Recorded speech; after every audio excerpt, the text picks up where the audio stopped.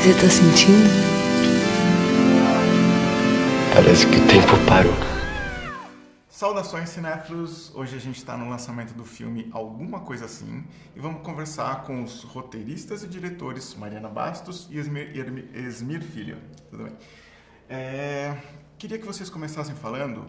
Alguma Coisa Assim começou como um curta em 2006, né? Quase ganhou uma sequência em 2013 e agora está se tornando um longa. Fala pra gente um pouco sobre esse longo processo. Acho que tudo começou ali no curta mesmo, eu lembro de ter escrito numa tacada só, assim, para falar sobre uma geração ali dos 17 anos, quase 18, e em São Paulo, que é a galera que curte a noite, desce a Rua Augusta, vai pra balada, é uma noite, né? O curta é uma noite na cidade de São Paulo. E daí eu chamei a Mariana para fazer comigo e a gente co-dirigiu. E foi uma experiência muito legal. Encontramos os atores, a Carol Abras e o André Antunes, que formaram assim... Juntos os quatro a gente formou como uma banda, né? Eu brinco, porque a gente estava sempre junto fazendo tudo. Depois do curta marcou muito a gente, foi para festivais e tal.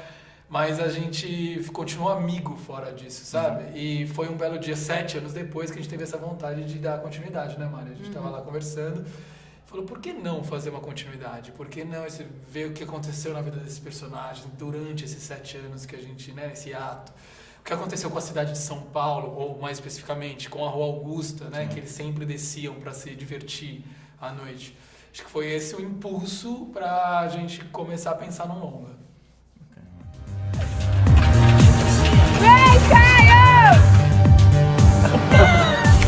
New boyfriend? Não. Não. Como que foi escrever um roteiro que partia de um material que já estava pronto e não tinha como ser refeito e ao mesmo tempo linkar com a evolução da história nos tempos atuais? Então, eu diria que essa foi dentro dos vários momentos que um processo de cinema atravessa no sentido da criação. Eu diria que esse pra gente talvez tenha sido mais complexo, porque é muito diferente da maneira como você constrói um roteiro do zero e como a gente fez o processo de Alguma Coisa Assim. O processo de Alguma Coisa Assim a gente teve que reabrir os brutos, entender o que a gente queria usar, o que ia ser de material inédito, o que a gente ia proteger de informação pro longa e eram muitas possibilidades de se contar uma história, mas quando você está escrevendo, você apaga na hora e você reconstrói.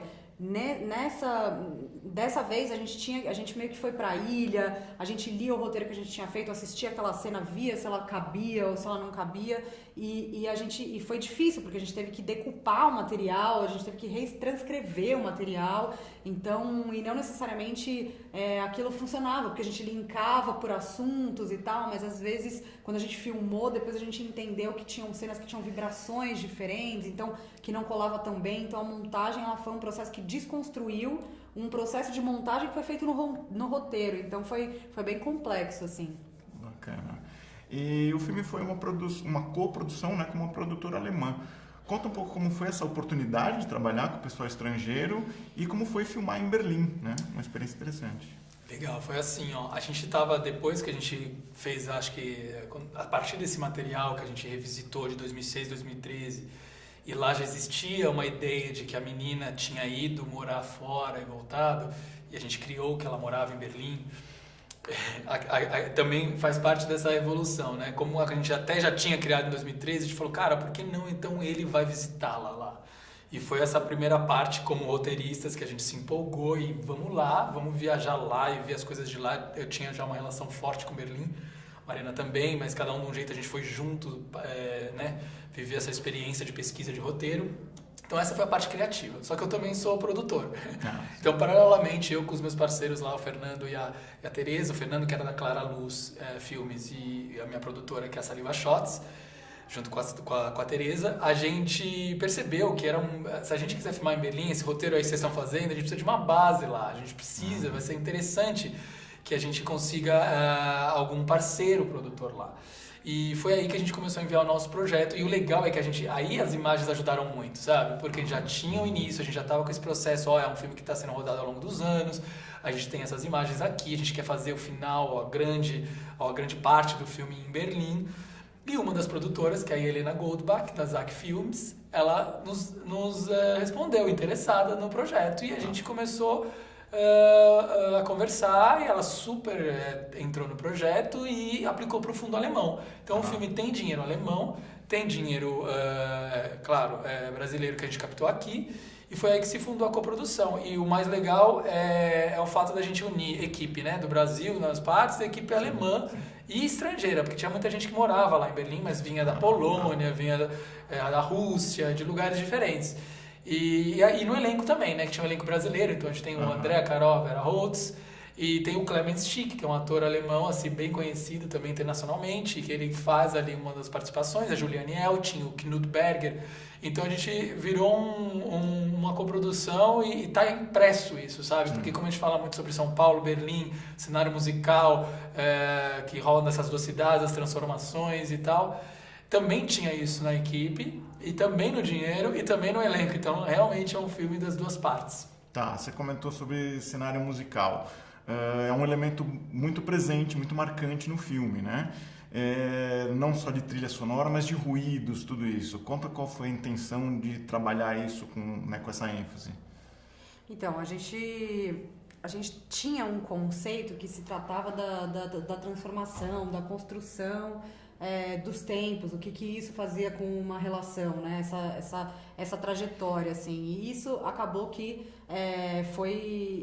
a gente tentou traduzir isso para a linguagem. Então, quando a gente pensou no sound design, que foi uma coisa que a gente estava falando, como que a gente vai fazer quando a gente vai de um lado para o outro, de um tempo para outro tempo, quer dizer, como que a gente vai construir isso?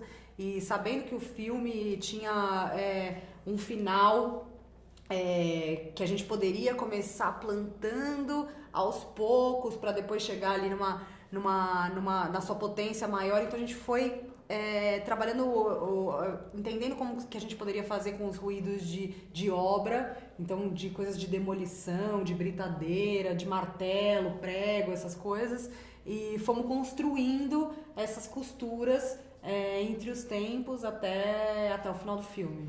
E aí a trilha sonora vem complementar isso, porque a gente teve o trabalho do Lucas Santana e o Fábio Pinowski, e tinha uma música já do curta que era do Luiz Macedo, que era uma música super emblemática do curta, que é a música da balada, que os dois meninos se beijam, e desde então assim, é a música que a gente manteve do curta. As outras a gente trabalhou numa trilha sonora original, e que trazia muito dessa vida urbana, né? Tanto de Berlim quanto de São Paulo. É um cenário eletrônico que é tanto aqui quanto lá, às vezes lá até um pouco mais pesado, industrial.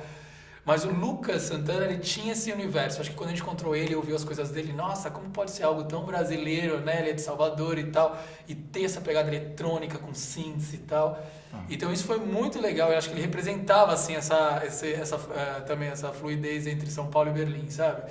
Foi por isso que a gente chamou ele para fazer o desenho da música, e trabalhou muito junto com o Martin Grinhaski, que é o argentino que fez o desenho de som. Então esses ruídos e tudo que foi desenhado a partir da atmosfera, né, do filme, ia sendo complementado por esses... às vezes até isso, né? O ruído vira música e a música vira ruído ali. Então existe um diálogo muito legal ali dos dois no final do filme que a gente desenhou para compor. Tá. E os personagens, além dos conflitos que eles vivem, o filme dá uma boa abertura para eles trazerem temas, né? Discutir temas como sexualidade, casamento gay, aborto. Isso foi feito assim, de uma forma muito natural e sem dar uma definição exata ter uma posição exata, né? Como que esses temas foram surgindo ao longo do roteiro? Então, eu acho que a gente sempre procura, apesar de a gente, do nosso norte ser sempre os dois personagens, a gente tem sempre como preocupação trazer como pano de fundo discussões que tenham a ver com a nossa atualidade, que possam servir para a gente jogar luz em temas que têm que ser discutidos. Então, a maneira de conduzir isso, a gente nunca quis a gente nunca quis ditar o que as pessoas deveriam pensar. A gente quis sempre trazer perguntas e propor reflexões através de determinados temas que hoje, ou na época que estavam, né, na época que a gente estava construindo os filmes, os anteriores, eram questões atuais e que poderiam conversar com o que a gente está vivendo agora. Então, eu acho que a gente se preocupou em colocar isso de uma forma onde as pessoas possam construir suas próprias respostas, né? Maravilha. Gente, muito obrigado pela entrevista, parabéns pelo filme e muito sucesso, velho. Obrigada. Assistam.